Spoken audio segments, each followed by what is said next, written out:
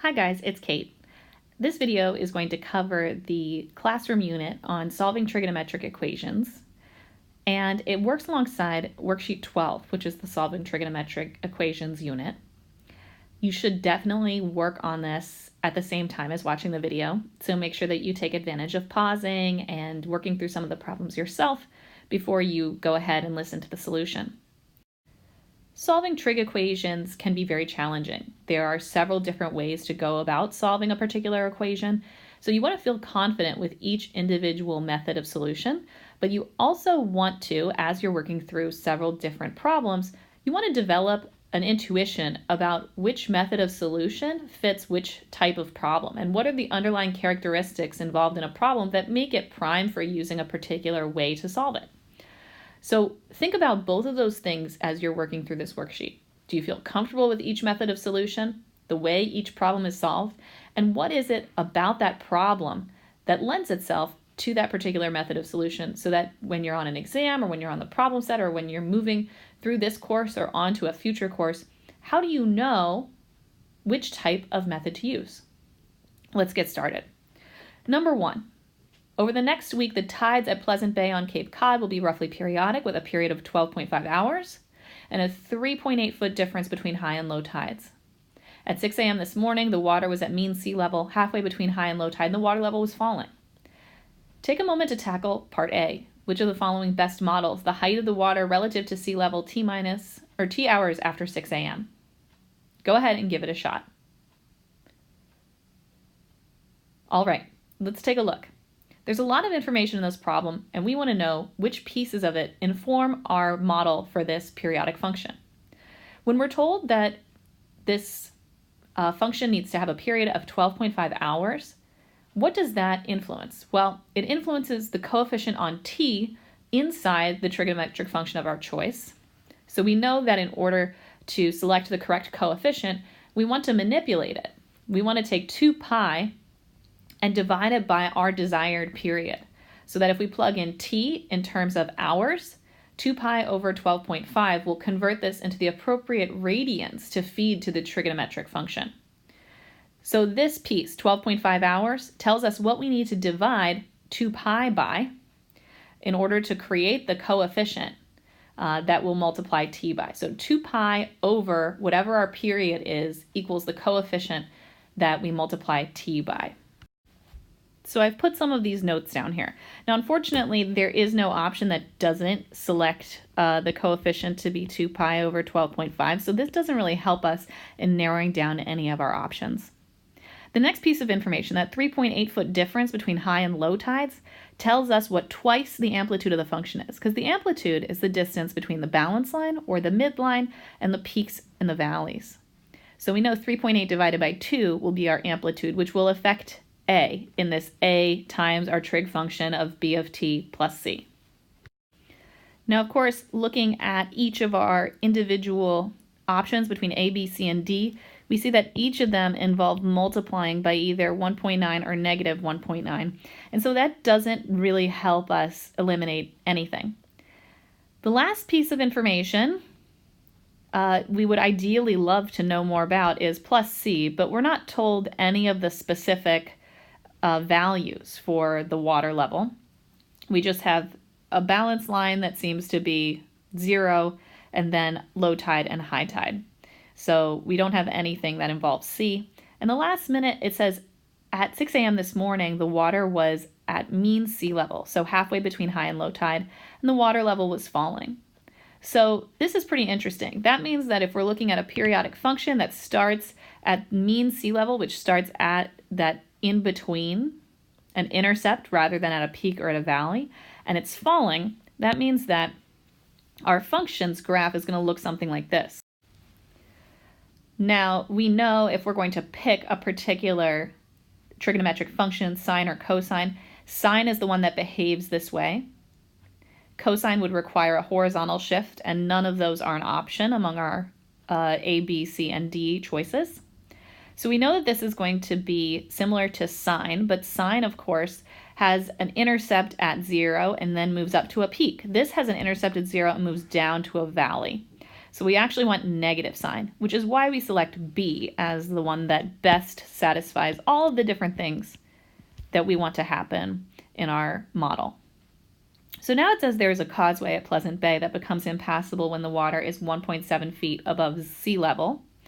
If we want to know the first time after 6 a.m. that the causeway will become impassable, what equation do we need to solve?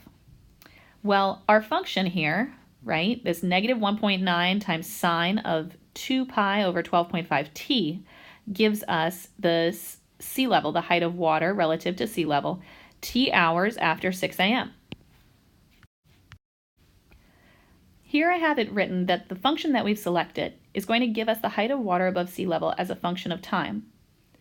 We want to know for what value of t is this height going to be 1.7. So the equation that we want to solve is setting negative 1.9 sine of 2 pi over 12.5 times t equal to 1.7. We want to be able to solve for t. This is a pretty complicated equation to solve for, so let's start with something a little bit more basic and then work our way up to being able to solve trigonometric equations like this more gradually. All right, let's take a look at number 2. We're going to just look at some more foundational ideas around solving trig equations. This first one says solve cosine x equals negative 1/2 on the interval from negative pi to 3 pi. Now what does it mean for cosine x equals negative 1/2 on the interval from negative pi to 3 pi? It means that all of our solutions need to be on this interval, within that interval. So let's take a look. We're going to use both a unit circle approach as well as a graph of cosine x to help us out. I'm drawing a unit circle first. Now, where on the circle is cosine x equal to negative 1/2? Let's find that first. Cosine x is the x-coordinate of a point on the unit circle, so we want to find where x is equal to negative 1/2 and draw a line through the unit circle there. As I'm drawing this, I find two different places where this happens. I remind myself that cosine x equals 1/2 at x equals pi over 3, which means that this distance is pi over 3. And so if I'm going to reflect this over here and swap the sign of cosine, that means that it's going to have a symmetry here. That this distance is going to be the same as this distance on the circle. And so this location right here, the one I'm actually interested in, where cosine x equals negative 1/2, that's the place on the circle where we've traveled pi counterclockwise and then minus pi over 3 clockwise. So this first location here is going to be 2 pi over 3. So that is the top point.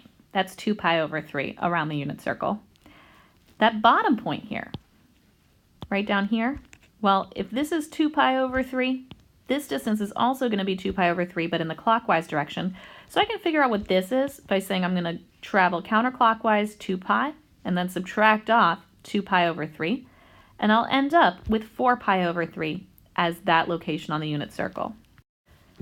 Now, what I've done is I've found two solutions just on the interval from 0 to 2 pi, one lap around the unit circle in a counterclockwise direction. But this is saying I want to find all the solutions from negative pi to 3 pi. So that means that if I started at 0, I could travel clockwise, pi, or counterclockwise, that's 1 pi, 2 pi, 3 pi. And what's interesting is that I have 2 pi over 3 and 4 pi over 3 as if I start from 0, I'll intersect the point once at 2 pi over 3, then twice at 4 pi over 3. And that's not going to be everything within that interval. Let me show you what I'm talking about on a graph of cosine. Here is a graph of cosine on the interval from negative pi to 3 pi. Note that cosine takes on a value of negative 1/2 4 times on this entire interval.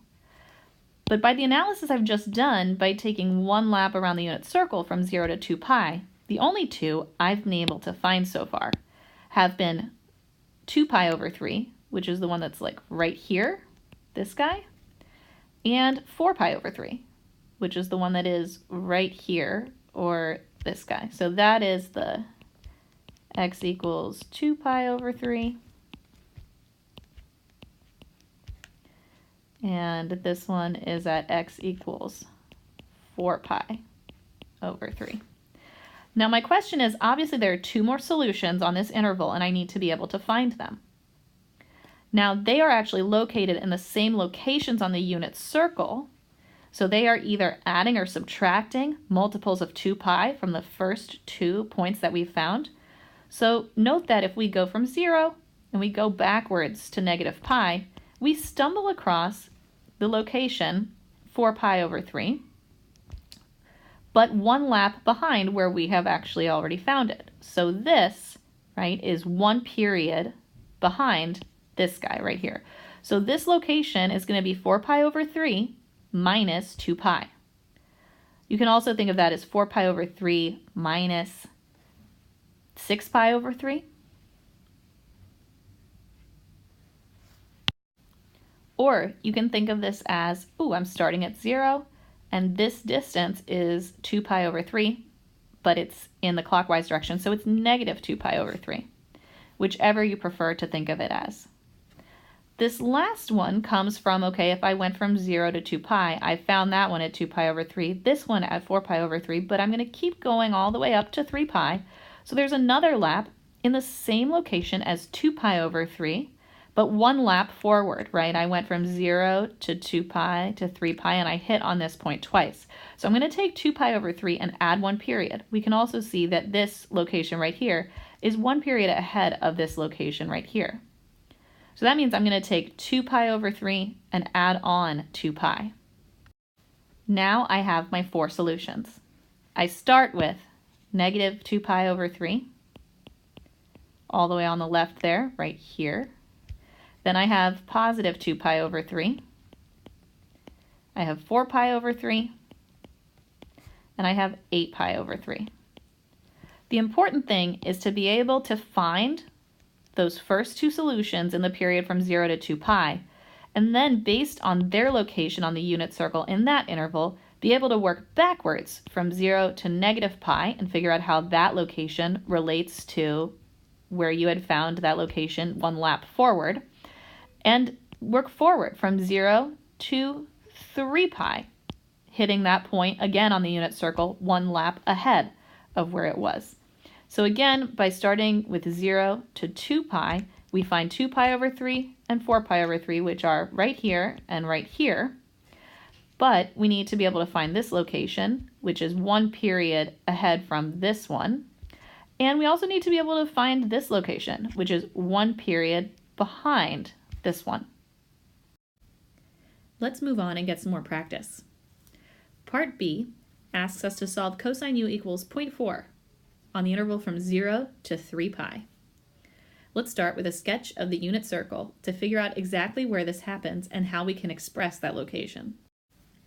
I have a unit circle here, and I've marked exactly where the x-coordinate on this unit circle is equal to 0.4, or where the cosine value would be equal to 0.4. And I see that there are two options. And I need to think about where these are located, for what angle measures or distances traveled around the circle. And then I need to think about how to express that. Well, 0.4 is not one of the special values that we know about, 1 over 2, root 2 over 2, root 3 over 2. So I'm a little bit stuck. And then I remember that I have arc cosine at my disposal, the inverse cosine function. An arc cosine always returns some value on this half of the unit circle that has a particular cosine value. So for us, we can at least describe this particular location as arc cosine of 0.4. Now I'm going to sketch a graph of cosine to figure out how many solutions I will have on the interval from 0 to 3 pi, and then start using the fact that I know this distance is arc cosine of 0.4 to reason about what the other solutions are as well. So let's sketch a graph of cosine from 0 to 3 pi.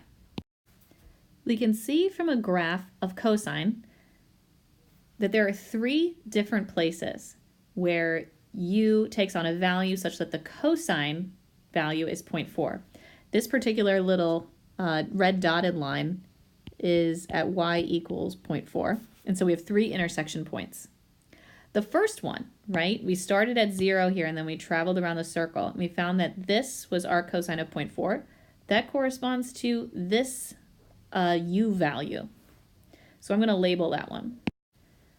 And then I notice as I continue around the circle, I'm moving along the interval from 0 to 3 pi, that I'm going to intersect another point here where the cosine value is 0.4.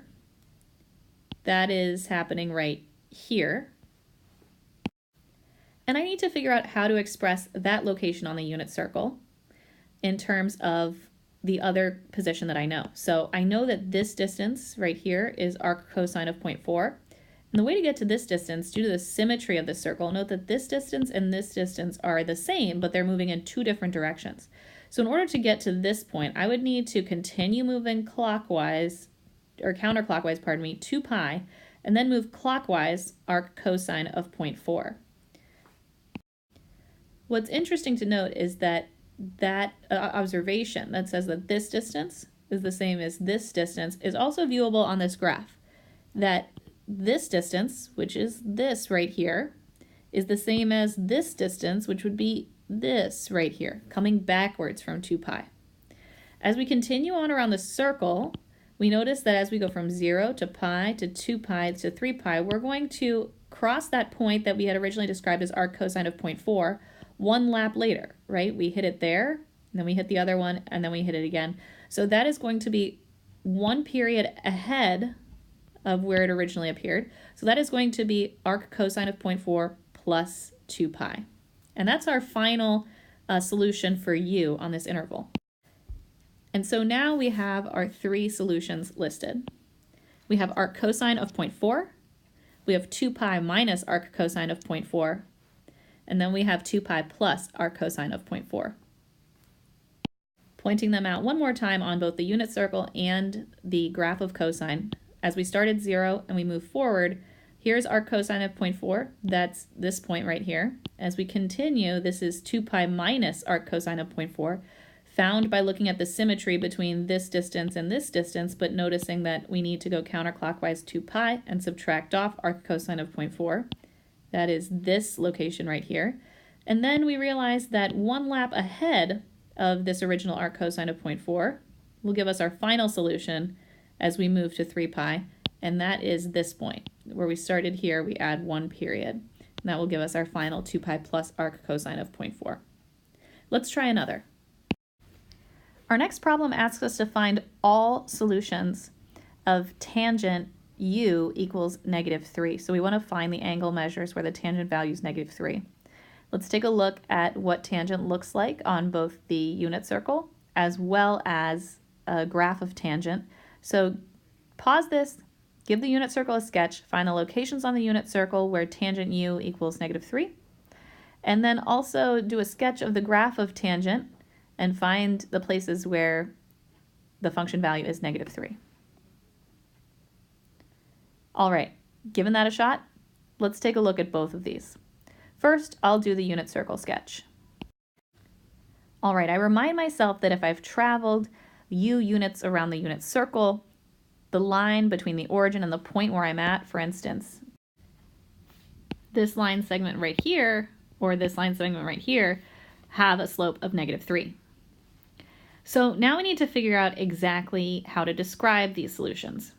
Well, my first question is, okay, this isn't going to be a special angle, so we're going to need arctan. But which of these is arctan of -3? Is it this one up here, or is it this one down here? Take a moment and think about that. All right, which of them is it? Remember that arctan returns the value, the angle measure, somewhere between -pi/2 and pi/2, whose tangent value is the required value, in this particular case, -3. So arctan of -3 is going to be this one down here. That green highlights all of the possible angles that arctan's range is, and so this one right here becomes arctan of -3. It's also useful to picture this on a graph of tangent. So take a moment, sketch a quick graph of tangent, and see if you can locate where arctan of -3 is. So here's my graph of tangent. It has these asymptotes at multiples of pi over 2, so pi over 2, 3 pi over 2, 5 pi over 2, places like that. It has zeros at these round multiples of pi. 0, pi, negative pi, and they'll continue on forever. I now want to look at where tangent is equal to negative 3. So I'm going to put in a horizontal line at y equals negative 3. And it becomes pretty clear that there are just going to be an infinite number of places where the tangent value is equal to negative 3. But which one of these intersections is going to be arctan of negative 3? Well, we notice that arctan of negative 3 is the intercept when we start at 0 and we go backwards into negative values. So it's going to be this one right here. I'm going to label it. Now we need to figure out how to describe the infinite other places where the tangent value is negative 3. Well, we notice that it's just one period away from that original arctan of negative 3, or on our unit circle, it's half of the unit circle away from arctan of negative 3. We remind ourselves that the period of tangent, the tangent function, is pi. So all we have to do is say, okay, I'm going to take arctan of negative 3 and add any multiple of pi to it. So all our solutions are going to be arctan of negative 3 plus pi n, where n is any integer. This is, I think, most clear on this repeated graph of tangent. You can imagine that continuing on and on and on. And if you start at arctan of negative 3 and you add pi, you're going to end up here. And then if you add 2 pi from here, you would end up over here, 3 pi on the next repeat of the period, and so on and so forth. If n were any negative number, we would go from here and then keep going backwards. So that is all solutions of tan u equals negative 3. Let's solve this final piece. Part D. Solve sine t equals negative 0.3 on the period from 0 to 4 pi. Again, I'm going to start off with my unit circle and figure out where on the unit circle sine value is equal to negative 0.3. Pause the video and give it a try. All right, have you gotten a guess under your belt? Let's take a look.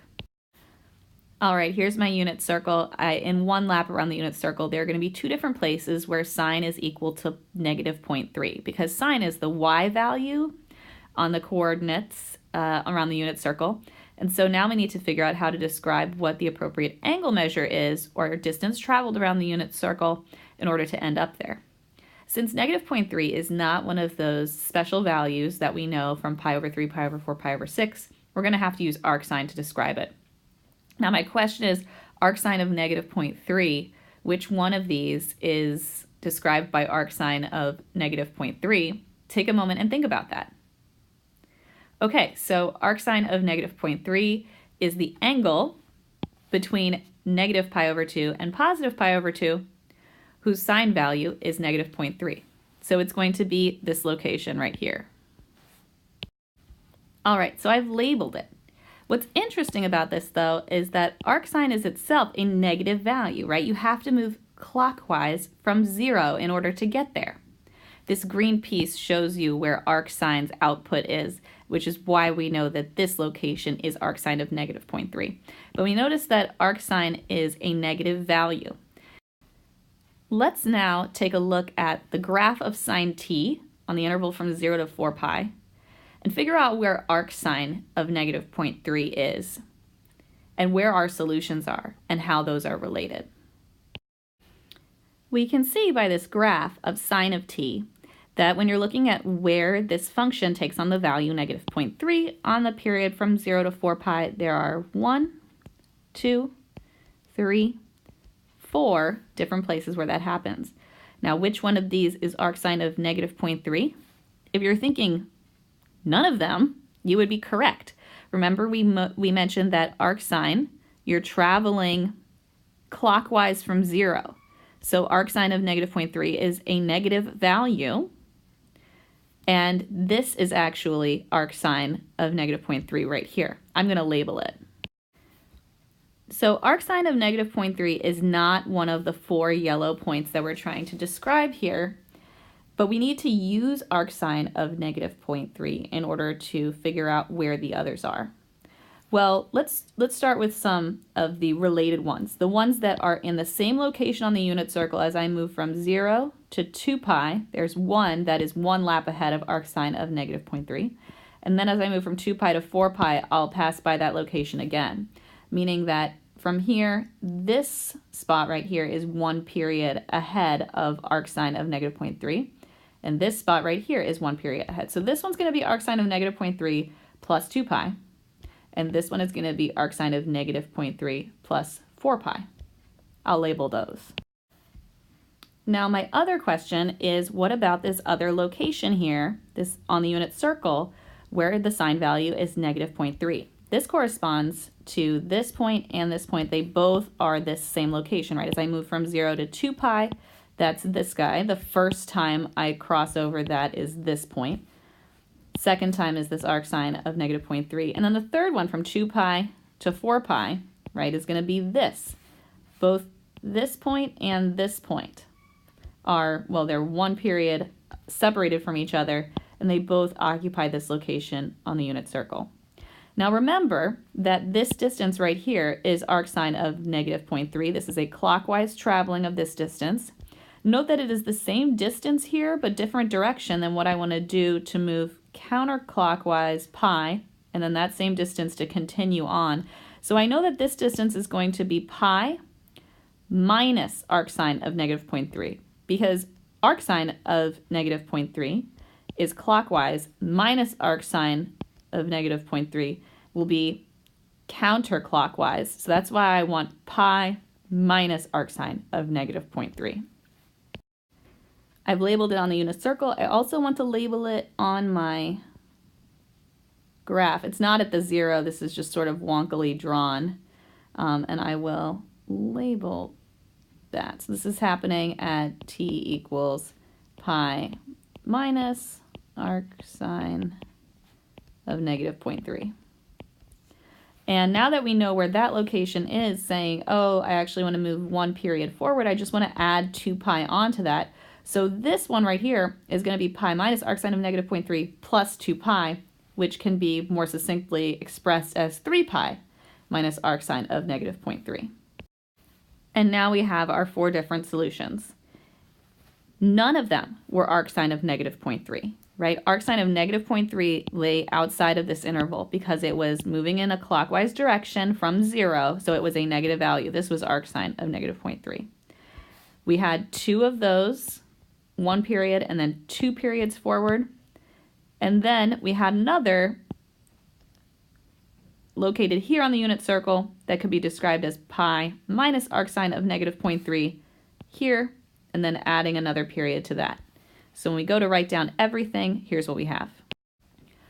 Pi minus arcsine of negative 0.3, that's here. 2 pi plus arcsine of negative 0.3. Oop, I'm missing a closed parentheses. Yikes. There we go. 3 pi minus arcsine of negative 0.3, and then 4 pi plus arcsine of negative 0.3. Let's keep moving.